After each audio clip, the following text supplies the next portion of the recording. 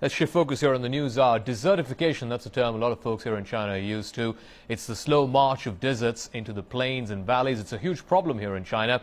The country has made regular efforts to try and tackle this problem, but a heck of a lot more needs to be done. On Tuesday, members of the media, Chinese citizens and foreigners, got together for an event organized by the State General Administration of Press, Publication, Radio, Film and Television to plant trees as their contribution to dealing with this problem. Our reporter Su Yuting now brings us this report on the effort to build China's Green Wall. This is Huairou, 40 kilometers north of downtown Beijing and just south of the Inner Mongolia Autonomous Region. Its dry, flat terrain means it faces serious soil erosion and sandstorms. In many ways, it represents the increasing concern Chinese people have for encroaching deserts, which is why efforts to fight desertification have been strengthened. And foreigners also joined hands with ordinary Chinese to do just that.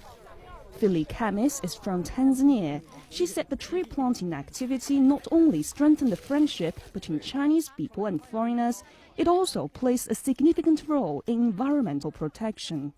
We get together with Chinese and foreigners and we plant the tree. So this, I think, will help us in cooperation. And as you can see, we have trees of friendship. So I think it's the way of making the friendship. And I'm happy because Beijing now, I can see that they are taking more effort to protect the environment. As we know that in Beijing the air is not good. So I think it will help us, especially in making air is good and we can see the blue sky again. Ahmad Atiya is from Iraq. He hopes increased deforestation activities will make a difference to the current environmental situation in Beijing. I bought this tree here. I hope will grow up as soon as possible and Beijing will be more beautiful. But that is easier said than done. Some foreigners still have a stingingly fresh memory of the sandstorm that ravaged large parts of northern China last month. Yeah, I think Beijing is quite polluted and maybe it's suffering a lot from climate change. So there are a lot of sandstorms, especially during springtime. So I think the fact that we are now planting trees can help preventing from the sandstorm in Beijing.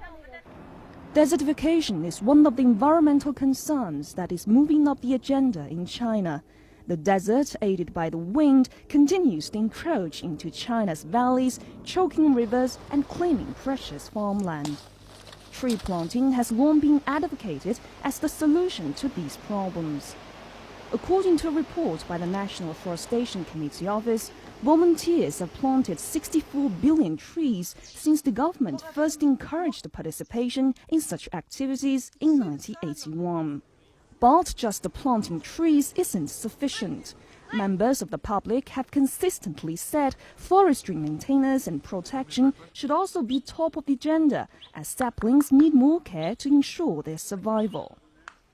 Chinese and foreigners are all acutely aware of the environment. The management and conservation of trees is crucial in the battle to hold back desertification.